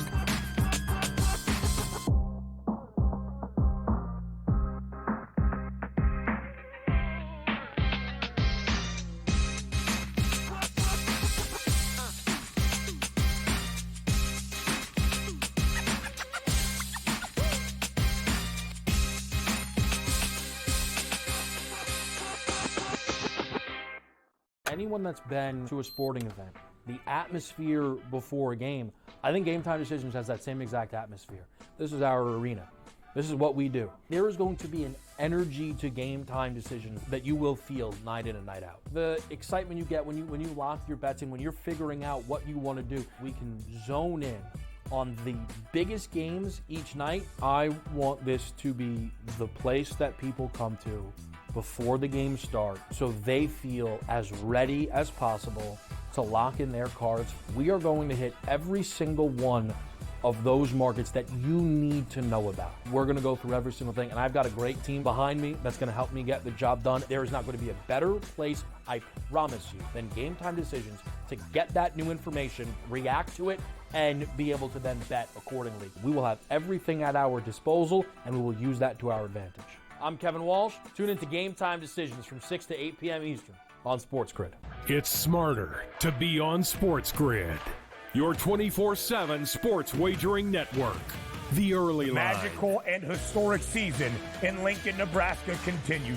He is the best player in the NBA, but also in the biggest moments where the national media is watching. Newswire. Something that we have never seen happen before with one of the iconic coaches in the game. Pharrell, coast to coast. The team covers. It's automatic.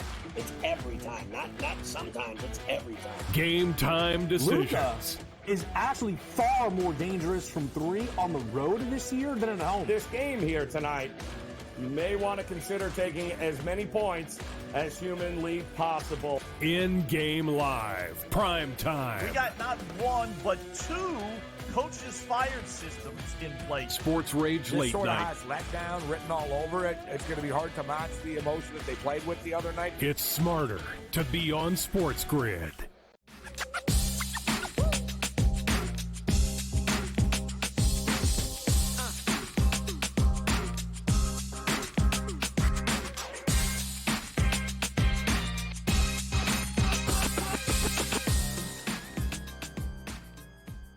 All right, we're back right here. Game Time Decisions. Kevin Walsh, I'm joined by Brian Fonseca. We've not necessarily dived into the Kyrie Irving portion of this matchup. Now, let me say this, and this, you talk about being on an island, Brian.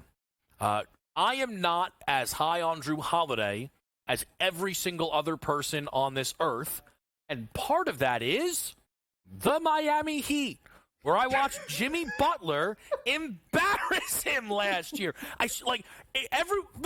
Put Brian, it happened in real time. I'm just saying, God's gift to defense. And Jimmy's screaming at him in Milwaukee, you can't guard me. And Drew Holiday looked like he wanted to be anywhere other than a basketball court. It's a real thing. It's the first thing I thought about when he got the extension, by the way, when Drew Holiday got his extension from the Celtics. Again, listen, I don't think that Miami team was beating Boston this year. I do think that they got lucky not having to play Jimmy. I just think it takes a lot out of them. But if Kyrie Drew is the head-to-head, there's a world Drew wins it through efficiency. He won't average more points per game. But if Kyrie, who averaged 42% from the field in the 2 regular season matchups, is inefficient in this series, I think that's killer for Dallas, Brian. He hasn't shot that well the last few games, I believe, against Drew Holiday either. I have to look at, again, like how much they actually were matched up or whether it's a sort of game sample. But look, there's something intangible about, and I can't wait to like get into this. I'm probably going to write about this at Action Network, but Kyrie Irving just returning to Boston, wanting to kill that team. Not necessarily the players on that team, but more so the fans, the fan-based organization. And how much that can factor into, because I do think that there could be a couple of games, maybe they're both in Boston, but there could be a couple of games in the series where Kyrie just goes nuts. Now, we haven't seen that a ton in these playoffs. We've seen him actually play really well despite not scoring the basketball a lot. I don't think this is going to be a big scoring series from him, because that's just a hard ask with Derek White, Drew Holiday, whatever the case may be. But, if his still great offense, which maybe this is the end of his peak, because look, he's at his 13th season. There's injury history. He's in his early 30s. Like, how much longer is Kyrie going to be Kyrie? And you could probably argue now he's not even the same dude he was in like his best days in Cleveland, for example. It's a different kind of thing. Yeah.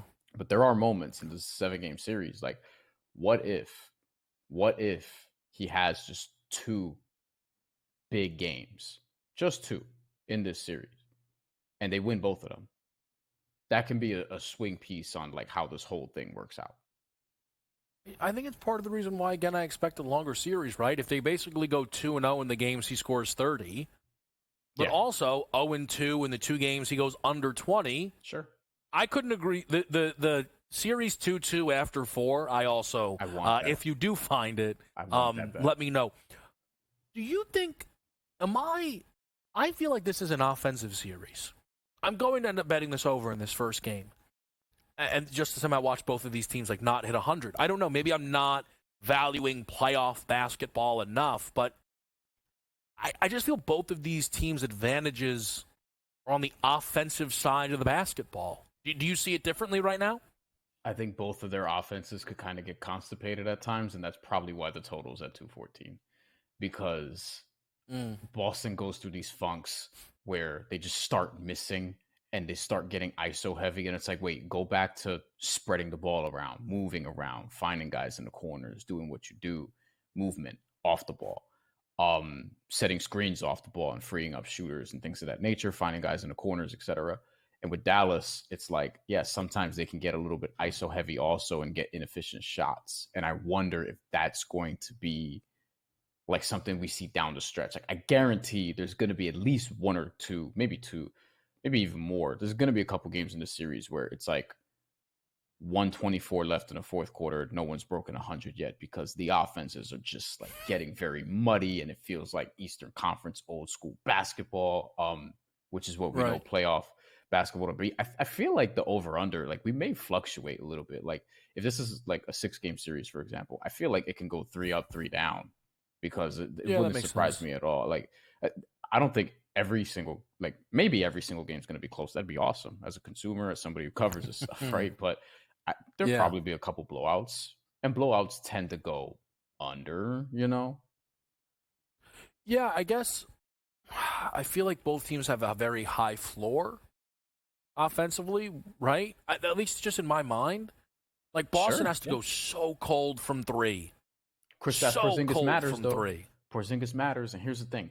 Apparently, he was asked if he's 100%, and he said, we'll see, some variation of that.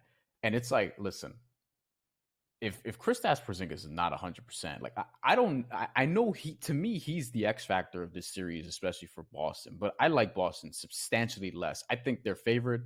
They should be favored. They should win the series. I still like Boston. I mean, I still like Dallas, but I think Boston deserves their respect. But without Kristaps Porzingis or without a healthy Kristaps Porzingis, like I'm not going to pencil him in for 22 and 8 based off what's the reputation there? He still needs to hit shots. You know what's so funny though? What's so funny about and this is where it goes hand in hand. The offense then is not as reliable for Boston. But if Al is out there for 35 minutes a night, the Dallas offense is going to do a lot. He's going to, as you said, and again, Luke Cornett's going to play 12 minutes a game because Al's just going to get torn up. I think he was getting torn up by Andrew Nembhard. Luke is a bully out there. He just is. I think it's going to be interesting. I think one of the underrated things that people aren't talking about a little bit, or enough rather, is rebounding, especially if Kristaps Porzingis is like iffy on getting into the lane. Is Al Horford going to have he's going to pull multiple 15 rebound games out of his ass? Jason Tatum's probably going to I'd probably bet Jason Tatum to lead the Celtics in rebounding. But I took a shot on what you just said with Lively to lead the series. Because he's the best overall rebounder in the series. It's going to be a great one. He just needs to stay out of foul I'm sure. trouble. That's it. 100%. 100%. But again, if Gafford gets unplayable, he might have to play a ton. I'm sure you and I will talk throughout this series. Best of luck. Follow Brian. Check him out, Action Network. He'll have plenty of write-ups throughout the NBA Finals. Coach James Young on deck with us right here. It's Game Time Decisions on SportsGrid. We'll be right back.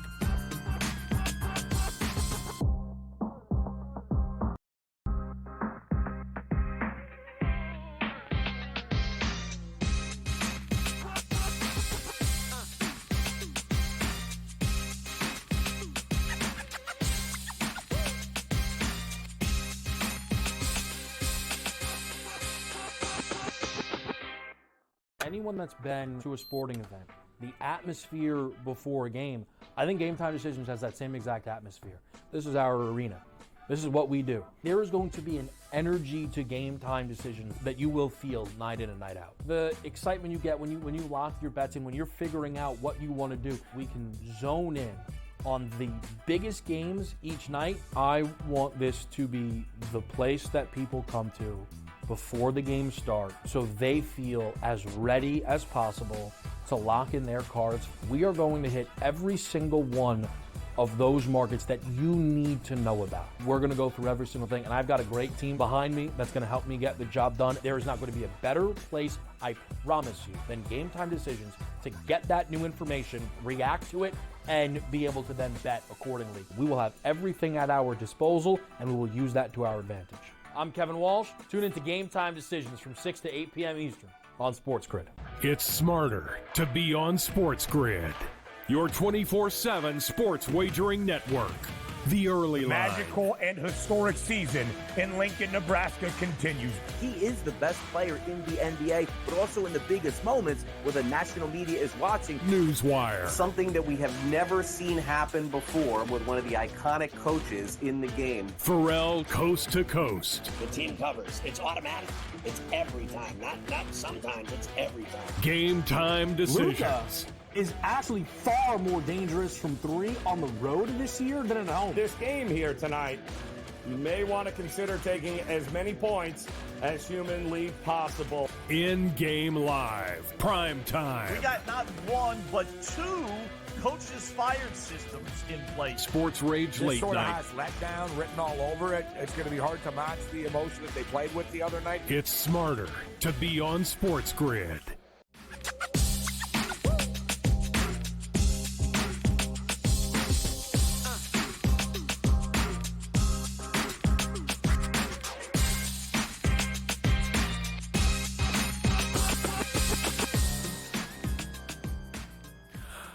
Back right here on Sports Grid, Coach James Young joining us on this Tuesday night. JY, we're going to talk some NBA Finals futures.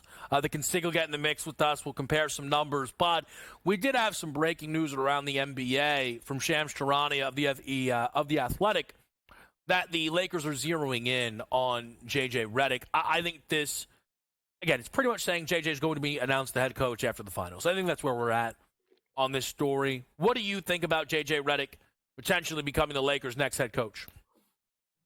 Listen, at the end of the day, Caleb, I just don't want to see the recycled, coaches get a 4th, 5th, 6th, 7th, 15th try. I'm all for it. Listen, there's not a lot of guys on the four-letter network that I respect their basketball opinion. Kevin, he happens to be one of them. I find him to be very insightful. I find him to be very smart. And listen, I don't want to use the Pat Riley reference, but didn't Golden State take a former guard that went straight to broadcasting named Steve Kerr? He's watching the game. He was always a cerebral player.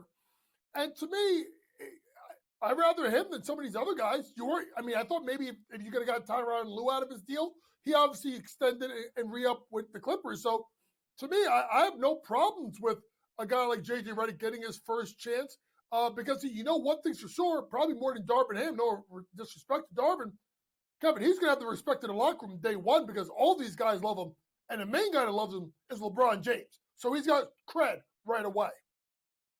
Yeah, I think, agree. I said a lot of this, it's an exciting hire. If he would have been given the Charlotte job, which he was up for before the Laker job, I would have been really interested to see what he would have done with LaMelo Ball. The Lakers are ultimately making an exciting hire, and it just so happens, and maybe the order of these are reversed, that they got someone that's going to help them keep LeBron and happens to be an exciting hire. But the fact that it helps them keep LeBron, it's so odd. People will take that fact and say, this is why it's ridiculous. Why is that ridiculous? It would be malpractice to do anything else. Are there people under the expectation the Lakers should let LeBron walk and they'd be better off for it? He pulled that. I'll listen. Kevin, you know what?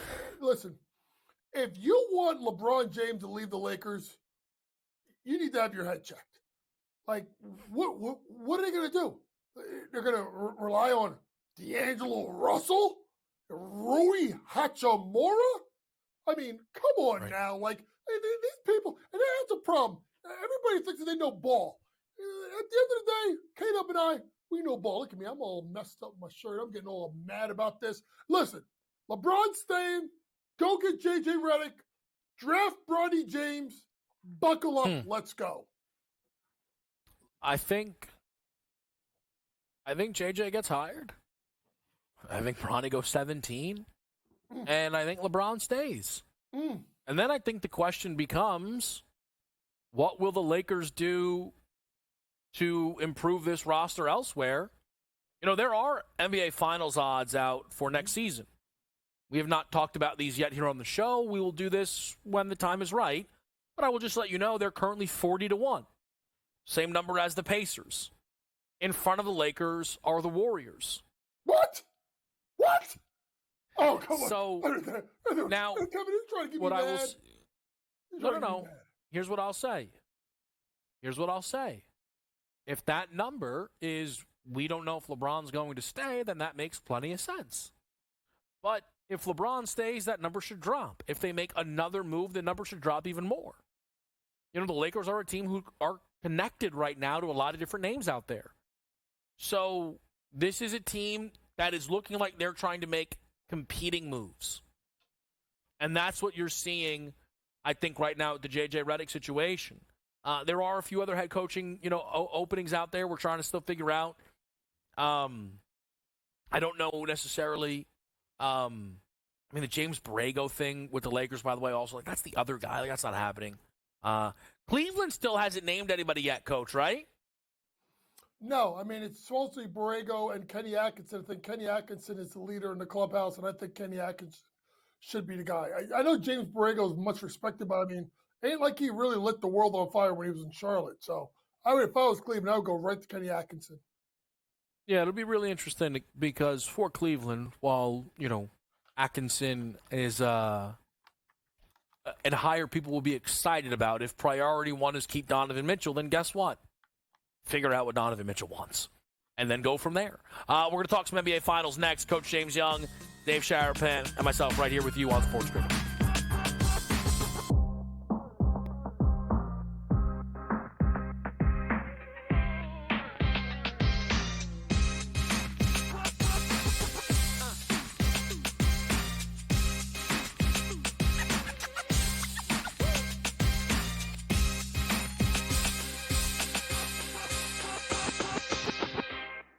Anyone that's been to a sporting event, the atmosphere before a game, I think Game Time Decisions has that same exact atmosphere. This is our arena. This is what we do. There is going to be an energy to Game Time Decisions that you will feel night in and night out. The excitement you get when you lock your bets in, when you're figuring out what you want to do, we can zone in on the biggest games each night. I want this to be the place that people come to before the games start so they feel as ready as possible to lock in their cards. We are going to hit every single one of those markets that you need to know about. We're going to go through every single thing, and I've got a great team behind me that's going to help me get the job done. There is not going to be a better place, I promise you, than Game Time Decisions to get that new information, react to it, and be able to then bet accordingly. We will have everything at our disposal, and we will use that to our advantage. I'm Kevin Walsh. Tune into Game Time Decisions from 6 to 8 p.m. Eastern on SportsGrid. It's smarter to be on SportsGrid, your 24/7 sports wagering network. The early line. Magical and historic season in Lincoln, Nebraska continues. He is the best player in the NBA, but also in the biggest moments where the national media is watching. Newswire. Something that we have never seen happen before with one of the iconic coaches in the game. Pharrell, coast to coast. The team covers. It's automatic. It's every time. Not sometimes. It's every time. Game Time Decisions. Luka is actually far more dangerous from three on the road this year than at home. This game here tonight, you may want to consider taking as many points as humanly possible. In-game live, prime time. We got not one, but two coaches fired systems in place. Sports Rage This Late sort of Night. has letdown written all over it. It's going to be hard to match the emotion that they played with the other night. It's smart.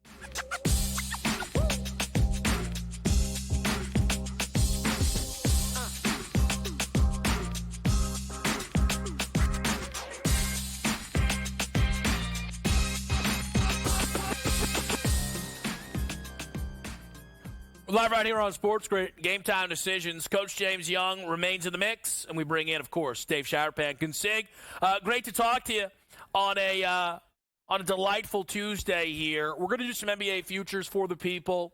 Please. What hat do you have going? Are you double Yankees up right now, or are you mix and matching? No, this is a double Yankee. I mean, All right. Listen, they're back home, successful 7-2 trip out west. You're a Yankee Right. guy. I said, let me wear my Yankee finest today. So yeah, we're ready to go. All right, respect. All right, baseball board early results, not necessarily what we're looking for. We have time. So I've got some NBA Finals futures that are on the board. Coach, I'm sure you have some. Consig will run some of this by you.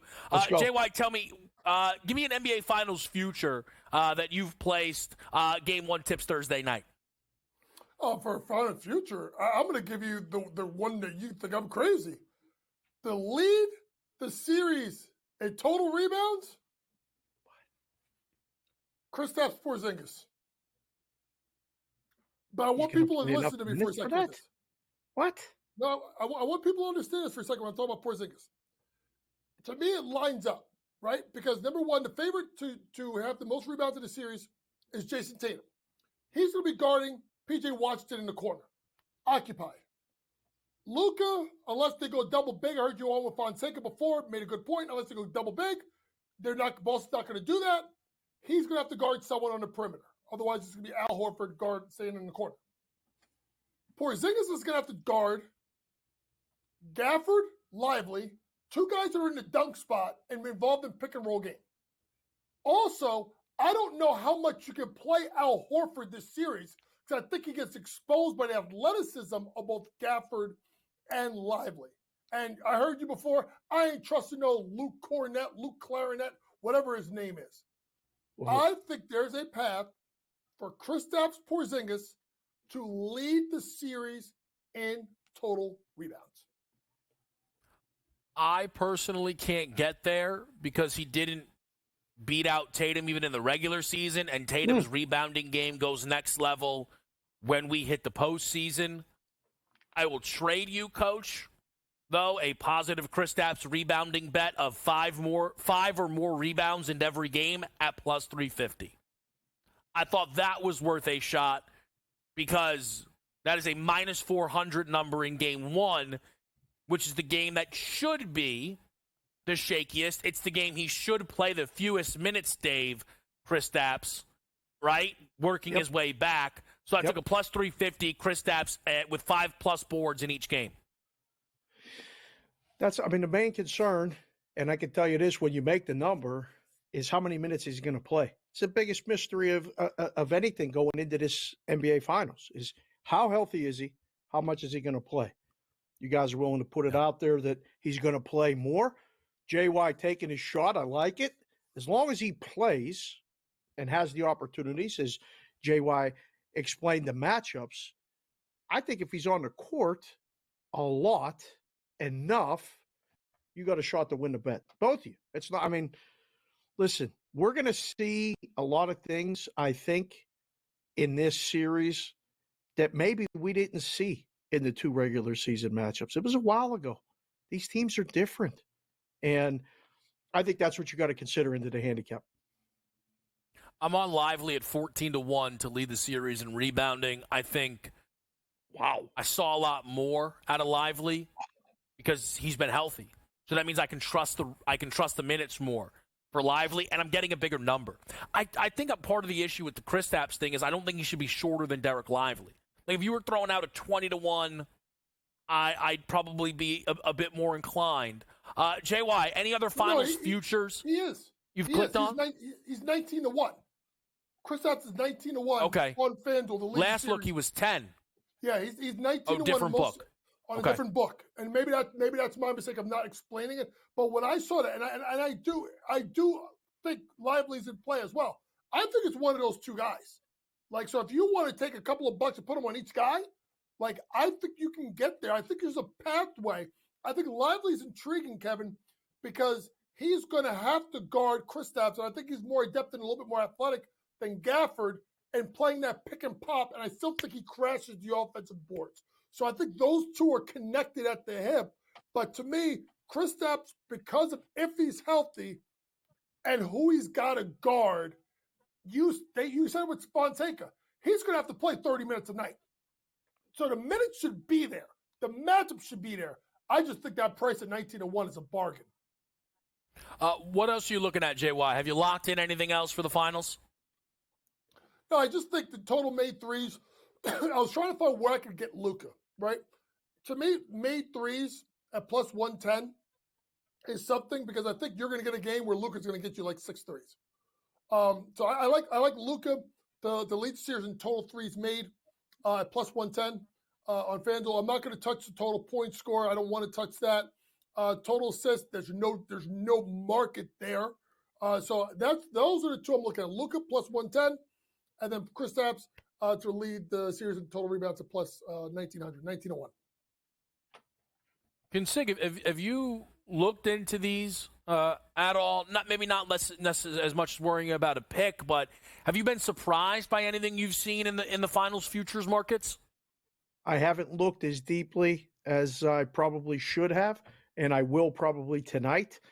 I like to let them, not that when we were in the book, we didn't. You always respect the bets, but the early bets sometimes a little too far in advance. These things never sit this long. We've had a long time between games. Everything will get a little bit more real tomorrow. We'll start to dive into some things, look at line movement, things like that. I've been focused on the baseball, bro, just between that and the Stanley Cup. That's more my speed. I let you basketball guys pay attention more to this. Kevin, I got one to throw at you just to ask you. What about PJ Washington 2+ made threes at 10-1? He's going to get in each game. That's intriguing. Or do you go like something like, because I think PJ Washington's going to have to be big in moments, or do you look at something like PJ Washington? I think his points per game average in the series is 11.5 at even money. Yeah, I think. Look, He's gonna have a PJ big game. had obviously this. He had the incredible series against OKC. Mm-hmm. He had no pop-off games against Minnesota, but he did have at least 10 in every game. He had 2+ threes in all but one game. Here's the thing: it only takes one to burn you. I was just going to say that. You're getting 10 to the 1. book loves that bet for you. The book loves to take that bet because it only takes one, JY, 5, 6, or 7 games. I think we can all agree it's going more than 4 either way. So it only takes one. It's a tough bet. Probably better to do the 11. I think you have to get. If you take that 10 to 1, if you can get through the first 3 games, and then if you want, you can start to play under 2.5 at a good number too. Probably his prop's not 1.5, right? What's his number? I'll pull it up. Game 1 here, PJ Washington, 1.5. Minus 192. Where's the alt? Hold on. Under 2.5 is minus 260. Wow. The book sees you coming. I mean, that's some big juice to lay. You might be better off just betting it game 1, rolling it over, get 3 in, go that route. Be gone. Is he more likely to do it on the road or at home, boys? That's what we got to look into. And again, we still have until Thursday to get there. Coach, quickly, W, before you get out of here. Yeah, I do like the Liberty minus the points. I think this Sky thing is a mess, and the Liberty have not played well, except when they played Indiana Fever. And then Seattle Storm over 87.5 points. When they have not played the top 3 defensive teams, they get there, and you have a team in Phoenix 11th in defensive efficiency and 2nd in pace. A lot of points. All right, great stuff from Coach Dave. Sticking around, we're live on SportsGrid.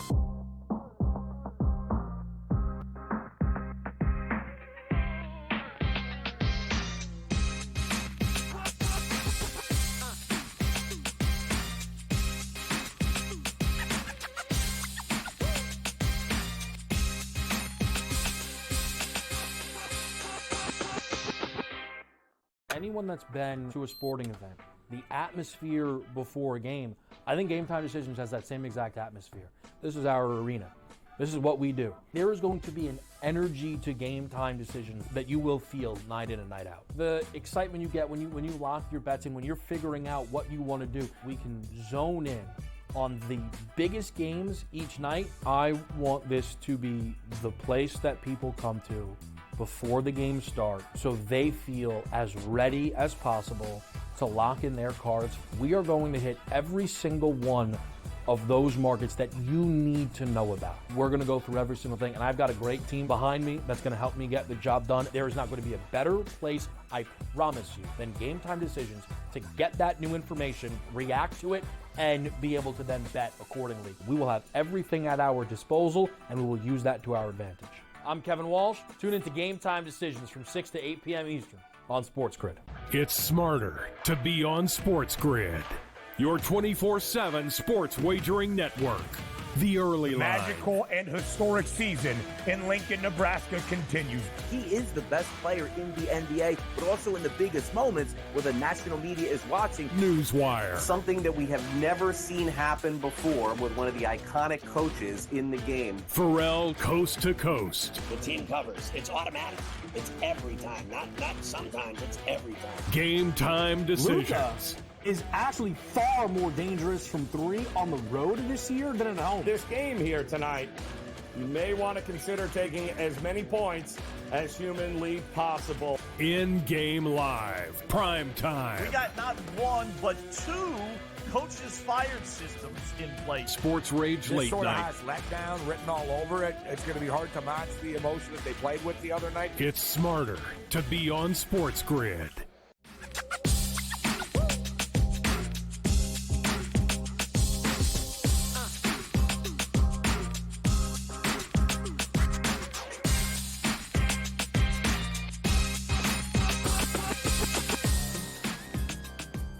All right, back right here, Game Time Decisions. We'll go through the rest of the NBA Finals props. We'll do it in a bit. Dave, I want to ask you something, actually. Mm-hmm. Over the weekend, I didn't bring this up to you. I talked about a number, a season-long NFL bet that was one of the most stunning numbers I'd ever seen. Wow. Not necessarily that it had to be bet either direction. A stunning number. And it was a season-long passing touchdown prop on New York Giants quarterback Daniel Jones. Now, it was the shortest number on the board, Dave, right? The second shortest number for any quarterback was 18.5. Okay. You want to take a stab at what the Daniel Jones number was? It was less than that? 15 and a half? 9.5. What? 9.5. Is there, well, that involves. Here's my question. We got to do a deep dive in there. Obviously, they don't think he's going to play. Yeah, there's a world that he gets benched Russell Wilson style. If there's injuries, they could be on the hook for more money. He is over minus 400 to be the favorite to start week 1. But here's why I actually bring this up to you. Look, we sent it out. People were interacting with it. Fantastic. But I started to get a lot of people being like, hey, where's the bet? I just thought they weren't watching the video. I said it was over at BetMGM. Yeah. And then I realized they took it down. Oh. Now, yeah. My guess is, and I don't think this is not a thinking too much of myself here, 1 + 1 probably equals 2. We did a whole big thing about the number, and that 9.5 draws reactions. Again, it is a stunning number. And people probably got to the window. Do you think that in that room they went, whoa, all right, that's enough. We don't need all this Daniel Jones 9.5. Because it seems like people probably started clicking and they started pulling. What do you think about that? Well, my first thought was when you said the lowest number was 18.5, that there was supposed to be a 1 in front of that 9. And it was supposed to be 19.5. And somebody left off the 1. I don't know. And we posted 9.5. I don't know. Well, has it been reposted? No. I'll double check again. Yeah. I'll double check again. Listen, the fat finger is a real thing, and you can miss it. You can put it up, but 19.5 is way wrong. How can 9.5 be way right? How can that be? I think to me, I see it. You know what's? But here's the thing, Dave. I didn't run to bet it. I just laughed at Giants fans because that was their franchise quarterback. Because what if they do pull him off the field? To me, I looked at it. I said, "Oh, we got a Dave number." They let the boys in the room post it, not the computer. Well, the reason I bring it up to you is at what point does the guy above you go, Dave, take that stupid thing down. If I take one more Daniel Jones bet, all right, that's enough. It's June. Cut it out. If multiple bets come from multiple jurisdictions on the ticker on a Sunday in June on an NFL quarterback prop, and it's the New York quarterback, which again, with us on the network, people see it. Somebody goes, hold on, timeout, 20-second timeout. What is that number? Who put that number up? Right. Why did you put 9.5? How can an NFL starting quarterback have a total of 9.5? How long was that up, and how many people bet it? Now, to me, that sounds like an obvious mistake. If the lowest number was 18.5, I would think that the second lowest number would be 19.5. In today's NFL, how does a guy who plays, a dozen games? Say he plays a dozen games. He's not going to get 15 touchdowns. So, that's why when you asked me what's the number, I said the lowest it could possibly be is 15.5. And that's if you don't play the whole season. This is telling you either somebody messed up or they don't think he's playing more than half a dozen games. And that the reason again I find it so fascinating, Dave, is so that was a BetMGM number. Again, I've checked a few times, but FanDuel, DraftKings, the number's not posted because they don't have to, right? They're like, look, we don't know, we're not going to post it, right? Yeah. I thought it was kind of incredible, and it's why I talked about it for like 10 minutes uninterrupted, that they were willing to post it. Yep. I think what's interesting to me, and maybe we can, reach out and see if someone can let us know, but that basically they got action, and at some point it was like, all right, that's enough. Look, I'll say this. It's Twitter. People say things. I don't know what the limits were, but someone commented on the post about it, Dave, saying he's like 150K all in over. This is nuts. Right? I imagine you get 150K bet in June on a Daniel Jones 9.5. That might be enough to take it down. There's a lot of things going on in the gambling world right now that are being labeled scandals and different things like that. If somebody sends $150,000 on a Daniel Jones quarterback touchdowns prop in June, okay, we're calling everybody. The bat phone goes off. Hold on. Right. The limits are established. Right. You could probably bet a dime, maybe two.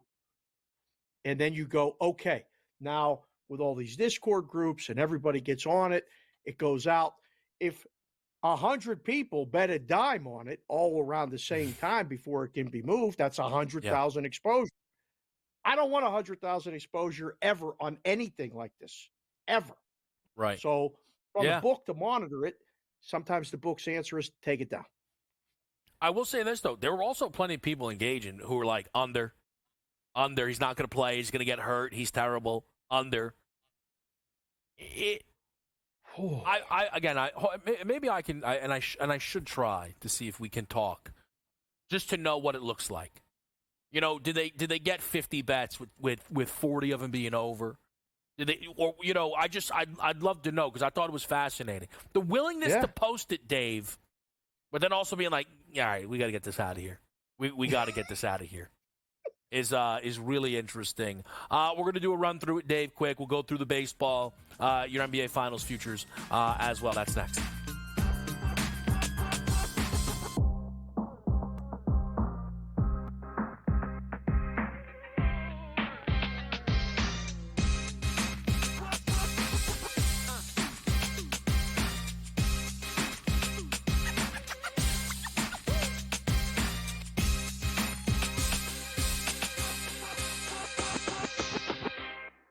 Anyone that's been to a sporting event, the atmosphere before a game, I think Game Time Decisions has that same exact atmosphere.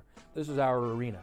This is what we do. There is going to be an energy to Game Time Decisions that you will feel night in and night out. The excitement you get when you lock your bets in, when you're figuring out what you want to do, we can zone in on the biggest games each night. I want this to be the place that people come to before the game starts so they feel as ready as possible to lock in their cards. We are going to hit every single one of those markets that you need to know about. We're going to go through every single thing, and I've got a great team behind me that's going to help me get the job done. There is not going to be a better place, I promise you, than Game Time Decisions to get that new information, react to it, and be able to then bet accordingly. We will have everything at our disposal, and we will use that to our advantage. I'm Kevin Walsh. Tune into Game Time Decisions from 6 to 8 p.m. Eastern on SportsGrid. It's smarter to be on SportsGrid, your 24/7 sports wagering network.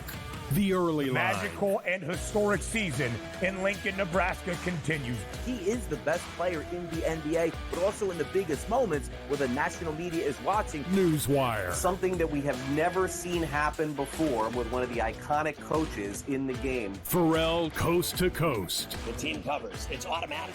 It's every time. Not sometimes. It's every time. Game Time Decisions. Luka is actually far more dangerous from three on the road this year than at home. This game here tonight, you may want to consider taking as many points as humanly possible. In-game live. Prime time. We got not one, but two coaches fired systems in place. Sports Rage This Late sort of Night. has letdown written all over it. It's going to be hard to match the emotion that they played with the other night. It's smarter to be on SportsGrid.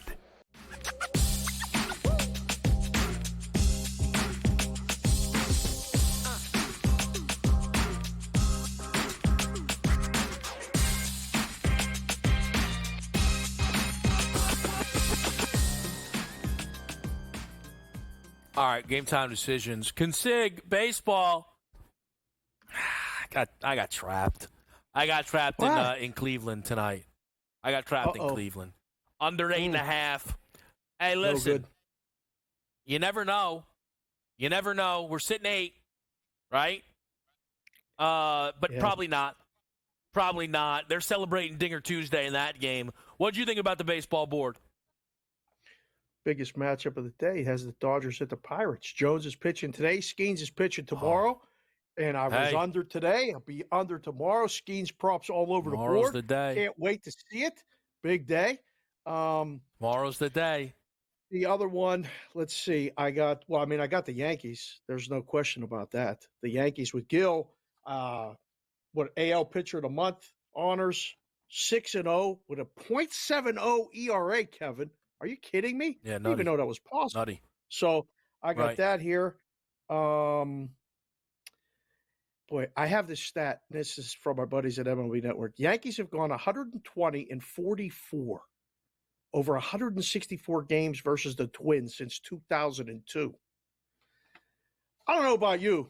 I know people bet that stuff. That was a cheap price today on something like that. With Gill pitching? I mean, come on. So it's not. I don't know. Not a bad look. I don't know about yesterday. The POD was the Reds, and that paid off. Excellent. 13-3. That worked out well. All juice. Did you have a POD today? Yeah, it was the under in this Royals Guardians game. I really liked I thought McKenzie would pitch well, and Lugo's been the best pitcher in the American League. Bobby Witt Jr. already has 2 home runs in this game, and. Look, Lugo's 3 earned is the most he's given up all season. So, not our night. That happens. It happens.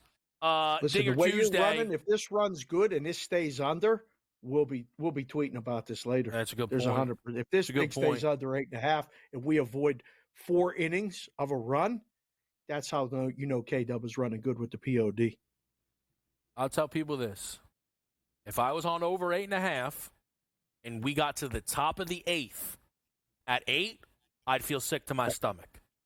Oh. So hey, it's a marathon, not a sprint.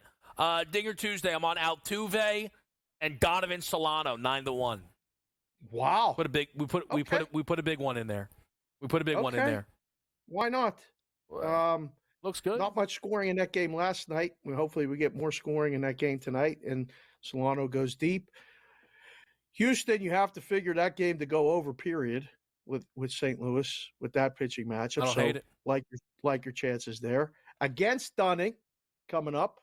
Kirby, I'm a big fan of there. Oh. And then let's go Bucks. Oh. That's the one I'm looking at.